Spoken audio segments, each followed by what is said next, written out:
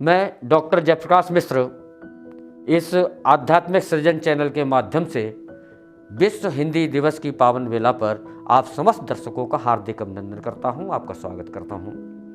मित्रों, इस हिंदी ने कहां कहां तक अपनी पहुंच बनाई है, मैं अपनी कविताओं के माध्यम से वही चित्र आपके सामने परोसना चाहूंगा। मेंस पार्लर पहुंच एक दिन मैंने मेकअप करवाया, मेंस पार्लर पहुंच एक दिन मैंने मेकअप करवाया, फेस मसाज ब्लीचिंग कर बालों को काला रंगवाया। बार बार दर्पण में देखूं, बार बार दर्पण में देखूं, इठलाऊं और बल खाऊं, कोई निशाना बड़ी उम्र का चेहरे पर पाऊं। पर सजना धजना जिसकी खातिर, पर सजना धजना जिसकी खातिर, जिस पर था मैं दीवाना, मुस्काई फिर बोली अंकल मुश्किल है मुझको भरमाना, मुश्किल है मुझको भरमाना। और मित्रों, आज के दौर में हम देखते हैं लोग कितना मेहनत करके, कितना खा पी करके अपने शरीर को तंदुरुस्त बनाते हैं, लेकिन उन्हें बेचारों को कितने उलाहने सुनने पड़ते हैं। वही कहना चाहता हूं। तोंद हुई है जब से भारी, बीपी शुगर लिमिट से ज्यादा, तोंद हुई है जब से भारी, बीपी शुगर लिमिट से ज्यादा, डॉक्टर देते रोज दवाई, नुस्खे बता वैद्य जी हारे, डॉक्टर देते रोज दवाई, नुस्खे बता वैद्य जी हारे, सूखी रोटी नीम करेला, फटा दूध सपरेटा वाला, रबड़ी बर्फी और मलाई, घूर रहे हैं खड़े किनारे। बीवी कहती कम कम खाओ, बीवी कहती कम कम खाओ, दौड़ लगाओ सांझ सवेरे, गए टहलने सूनी सड़कें और पीछे पड़ गए कुत्ते सारे, पीछे पड़ गए कुत्ते सारे। और मित्रों, हम आज पढ़ लिख करके प्रयोगात्मक जो प्रैक्टिकल नॉलेज होती है उससे दूर रह करके कितना खो रहे हैं, कितना पा रहे हैं। एक रचना के माध्यम से, व्यंग रचना के माध्यम से आपके लिए समर्पित करता हूं, अब बताने का प्रयास करता हूं। सासू मां ठनठना रही थी, सासू मां बड़बड़ा रही थी, गुस्से में टनटना रही थी।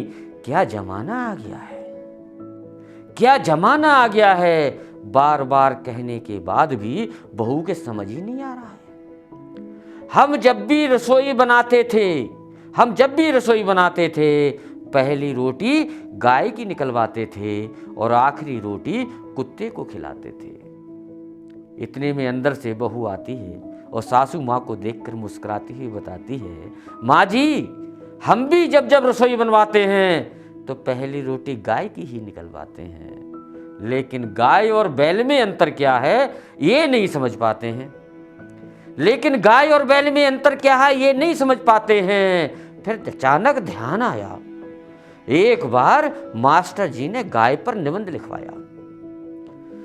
गाय के 4 पैर होते हैं, गाय के 2 सींग होते हैं, गाय के 1 पूंछ होती है, गाय के 4 थन होते हैं, गाय भूसा खाती है, गाय मीठा दूध देती है, यानी कि गाय जितना लेती है उससे कई गुना बढ़ा करके वापस देती है। और हाँ, एक बार आपने भी समझाया था, अपने बेटे को गाय के समान ही सीधा बतलाया था। अब मुझे भी उनमें जब से ये गुण नजर आने लगे, तब से हम गाय की रोटी पति को खिलाने लगे, तब से हम गाय की रोटी पति को खिलाने लगे। और हाँ, कुत्ता वफादारी दिखाता है, और हाँ कुत्ता वफादारी दिखाता है, रात में जागता है, दिन में सोता है, पड़ोसियों पर भौंकता है और घर वालों के सामने दुम हिलाता है। उसके इन्हीं गुणों पर रींझकर मैंने समझदारी दिखा दी और आखिरी रोटी पति को खिला दी। मैंने सोचा कि कुछ पुण्य भी हो जाएगा और घर का अन्न है घर में ही रह जाएगा, घर का अन्न है घर में ही रह जाएगा। एक छोटी व्यंग रचना के माध्यम से आज के इस परिवेश पर मैं कहना चाहता हूं। एक औरत गुस्से में बड़बड़ा रही थी, डॉक्टर के ऊपर टनटना रही थी कि मैं आपके पास मोटापा घटाने के लिए आई थी, आपकी बताई हुई दवा भी खाई थी, आपके बताए हुए सारे नियमों को अपनाया था, हल्के से हल्का ढूंढ करके खाया था, क्योंकि मैं वही प्रैक्टिकली समझाती हूं पानी हल्का होता है, इसलिए नल के सहारे ऊपर को आता है। पानी हल्का होता है जो नल के सहारे ऊपर को आता है, लेकिन तेल तो उस पर भी तैर जाता है जो कचौड़ियों को सिर पर उठाता है। मैं नित्य प्रति वही कचौड़ियाँ पकौड़ियाँ बना रही हूँ और पिछले 6 महीने से लगातार खा रही हूँ, लेकिन वजन घटने की जगह बढ़ता ही जा रहा है। वजन घटने की जगह बढ़ता ही जा रहा है।